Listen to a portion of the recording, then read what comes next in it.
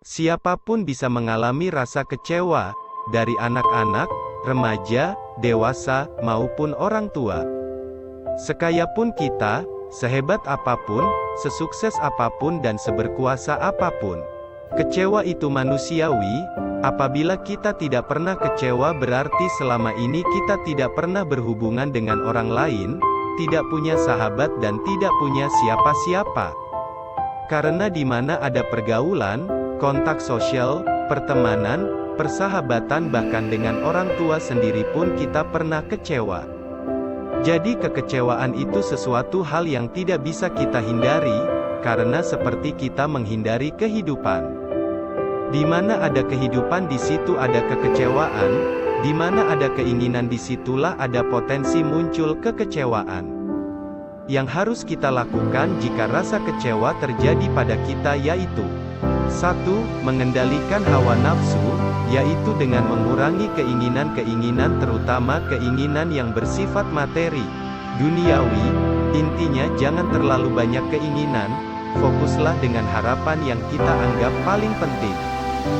Sebab di mana ada keinginan, kita harus siap dengan kecewa. Hal ini membuat kita mampu menerima dengan lapang dada, dan kita bisa berpikir untuk mengubah haluan ke hal yang lain. 2. Hiduplah mengalir seperti air.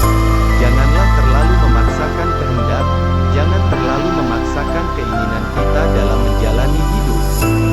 Ketika kita memaksakan keinginan akan membebani hidup kita. Kalau kita memaksakan keadaan maka yang muncul kita akan selalu mengharuskan.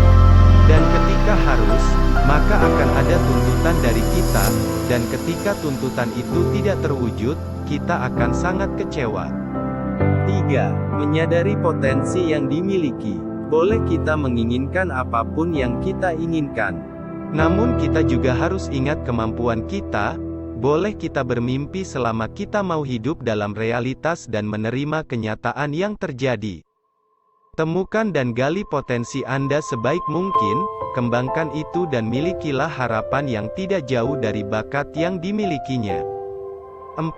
Memiliki minat yang wajar, standar. Minat yang tinggi berarti kita sangat berharap. Harapan yang terlalu tinggi, ekspektasi kita yang terlalu tinggi akan membuat kita juga akan sangat kecewa ketika tidak terwujud apa yang kita inginkan. 5. Hindari sikap sombong. Sering sikap sombong akan membuat kita memiliki sikap perfeksionis yang tidak mau menerima kesalahan sendiri. Apalagi kesalahan orang lain, sehingga kehilafan, kesalahan yang kecil saja sudah ditanggapi dengan serius dan menghabiskan energi yang begitu banyak menyelesaikannya. Orang yang sombong cenderung lebih mudah kecewa daripada mereka yang rendah hati. 6. Kita harus menyadari bahwa kecewa adalah bagian dari kehidupan. Memahami ini akan membuat kita bisa lebih bersabar, lebih kuat dan lebih dewasa, dengan tetap berpikir positif terhadap semua yang terjadi. Pandanglah semuanya sebagai pelajaran hidup yang pantas dijadikan sebagai pengalaman untuk hidup yang lebih baik. 7. Saat muncul rasa kecewa jangan lari dari perasaan itu. Pelarian dengan mencari kesenangan duniawi yang berlebihan tidak akan menyelesaikan permasalahan. Sebaiknya menerima apapun yang terjadi, sambil berdoa untuk tetap dikuatkan hatinya, serta menyelami diri sendiri sambil introspeksi. 8. Memaafkan orang yang terlibat. Niat memaafkan adalah awal yang baik untuk membuat hati lega. Memendam dendam akan membuat otak terasa penuh dan sesak. Kreativitas kita juga akan terganggu. Untuk itu ikhlaskan apa yang sudah terjadi agar hati lebih tentram dan damai.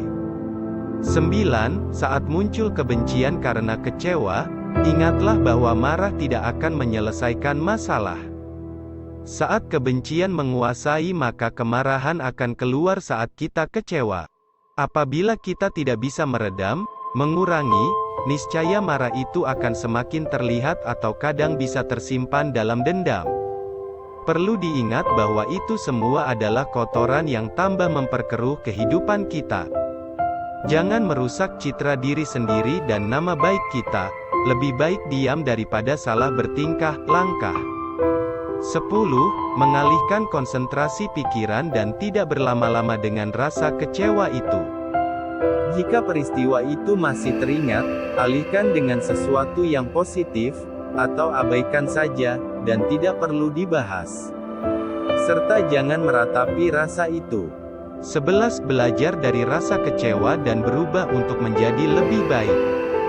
Dalam kondisi ini kita bisa lakukan analisis sederhana, mengapa kita bisa kecewa? Kita pertimbangkan dengan baik, apakah yang dapat diambil hikmahnya. Tidak usah menggubris kesalahan orang lain, tapi lebih untuk mencari tahu kesalahan diri sendiri. Jadilah bijak untuk mengubah keburukan di hari-hari yang akan datang. Koreksi diri itu penting, yang akan bisa menjadi awal dari perubahan mutlak untuk hidup yang lebih baik. Serta bersedia menerima masukan dari orang lain. 12. Menjadi bermanfaat bagi orang lain. Saat kehadiran kita berguna, maka saat itulah waktu kita tidak terbuang sia-sia. Kesibukan yang kita jalani mendatangkan kebahagiaan bagi orang lain, sehingga kita akan merasa berguna, dan kita akan merasa puas. Sehingga dengan demikian rasa kecewa kita akan hilang atau berlalu begitu saja. 13. Miliki harapan dan nikmati hidup. Ada masa depan yang lebih baik. Harapan ini yang membuat kita lebih bersemangat menjalani hidup. Ketika kita mengharap sesuatu yang baik, maka pikiran, perkataan, dan tindakan kita juga tidak jauh-jauh dari kebaikan bersama. Luangkan waktu untuk menikmati refreshing bersama anggota keluarga.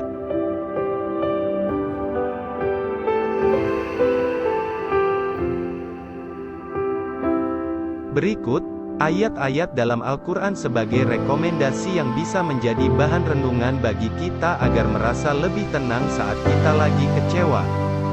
Di antaranya, 1. Dan sungguh akan kami berikan cobaan kepadamu, dengan sedikit ketakutan, kelaparan, kekurangan harta, jiwa dan buah-buahan, dan berikanlah berita gembira kepada orang-orang yang sabar. Quran Surat Al-Baqarah ayat 155. 2.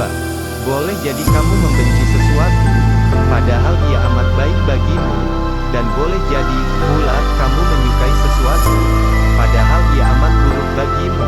Allah mengetahui, sedang kamu tidak mengetahui. Quran Surat Al-Baqarah ayat 216. 3. Allah tidak membebankan sesuatu kepada hambanya, melainkan sesuai kemampuannya. Quran Surat Al-Baqarah ayat 286. 4. Yaitu, orang-orang yang beriman dan hati mereka menjadi tenteram dengan mengingat Allah. Ingatlah, hanya dengan mengingat Allah lah hati menjadi tenteram. Quran Surah Ar-Ra'd ayat 28. Sekian dan terima kasih, semoga bermanfaat bagi kita semua.